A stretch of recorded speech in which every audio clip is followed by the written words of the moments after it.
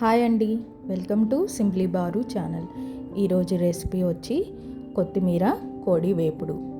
ఈ రెసిపీ అయితే నేను ఫస్ట్ టైం చేశానండి. చాలా టేస్టీగా వచ్చింది. మీరు కూడా ట్రై చేయండి, ఎంజాయ్ చేయండి. చాలా ఫాస్ట్గా అండ్ ఈజీగా కూడా చేసుకోవచ్చు అన్నమాట. సో ఎక్కడ స్కిప్ చేయకుండా వీడియో మొత్తం ఫుల్గా వాచ్ చేయండి. మీకు ఈ వీడియో నచ్చినట్లయితే మీ ఫ్యామిలీకి, ఫ్రెండ్స్కి షేర్ చేయండి అండ్ లైక్ చేయండి. ముందుగా నేను ఇక్కడ కేజీ వరకు క్లీన్ చేసి పెట్టుకున్న చికెన్ని తీసుకున్నానండి. అందులోకి 1 స్పూన్ వరకు పసుపు, 1 స్పూను కల్లుప్పు, 3 స్పూన్స్ వరకు కారము, 1 స్పూన్ వరకు నెయ్యి వేసుకొని బాగా కలుపుకుంటున్నాను అన్నమాట. ఇదంతా బాగా మిక్స్ అవ్వాలి. మనం ఇలాగా ముందే ఈ ఉప్పు కారాలు వేసుకొని కలుపుకొని ఆ తర్వాత పెరుగు కూడా 2 స్పూన్స్ వేసుకొని కలుపుకోవాలి. ఇట్లా కలుపుకొని నేను ఈ చికెన్ని డైరెక్ట్గా బాండిల్లోనే కలిపేసుకుంటున్నానండి. ఇవన్నీ బాగా మిక్స్ చేసిన తర్వాత స్టవ్ కింద ఫ్లేమ్ అనేది ఆన్ చేస్తున్నాను. హైలో పెట్టుకొని మూత పెట్టేసుకొని బాండిల్కి ఇంకా కుక్ చేసుకుంటున్నానండి చికెను. ఈలోపు మసాలా ప్రిపేర్ చేద్దాం. మసాలా కోసం మిక్సీ గిన్నెలో 10 వరకు వెల్లుల్లిపాయలు, 2 స్పూన్లు అల్లం ముక్కలు, 1 కప్పు వరకు కొత్తిమీర, 1/2 కప్పు వరకు పుదీనా వేసుకొని ఆ తర్వాత 2 స్పూన్లు వరకు గసగసాలు వేసుకొని కొంచెం వాటర్ యాడ్ చేసుకొని స్మూత్ పేస్ట్ లాగా రెడీ చేసుకోవాలన్నమాట. చూసారు కదా, ఇలా స్మూత్గా పేస్ట్లా చేసుకోవాలి. ఇప్పుడు చికెన్ని చెక్ చేద్దాం. చూసారు కదా, ఒక 5 నిమిషాల తర్వాత హైలో పెట్టాం కదా, సో కొంచెం జాగ్రత్తగా చెక్ చేసుకుంటూ ఉండాలి. సో నేను ఒక 5 మినిట్స్ తర్వాత చెక్ చేస్తే చికెన్లో వాటర్ అంతా బయటకు వచ్చాయి.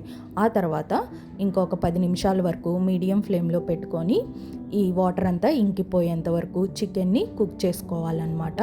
మూత పెట్టుకొని ఈసారి మాత్రం మీడియం ఫ్లేమ్లోనే పెట్టుకోండి. ఆ తర్వాత ఒక 10 నిమిషాల వరకు తర్వాత ఒకసారి ఈ చికెన్ని మొత్తం బాగా కలుపుకొని తర్వాత ఇట్లాగా నేను బాండిల్లో చూపిస్తున్నట్టు మిడిల్లో గ్యాప్ ఉండేటట్టు సర్కిల్ లాగా ఈ చికెన్ని రెడీ చేసుకోవాలి.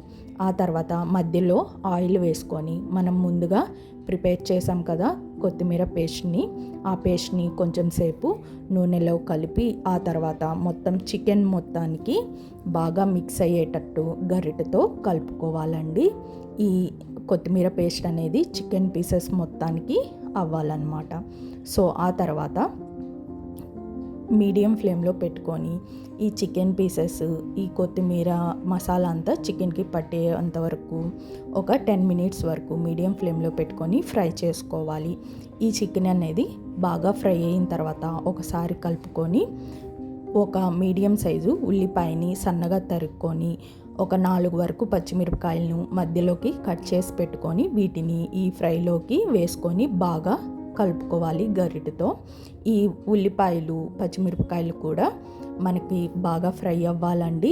సో మూత పెట్టుకొని మంచిగా ఇవన్నీ మగ్గేటట్టు కుక్ చేసుకోవాలండి. మధ్యలో చెక్ చేసుకుంటూ కలుపుకుంటూ మనం ఈ చికెన్ ఫ్రై అనేది చేసుకోవాలన్నమాట.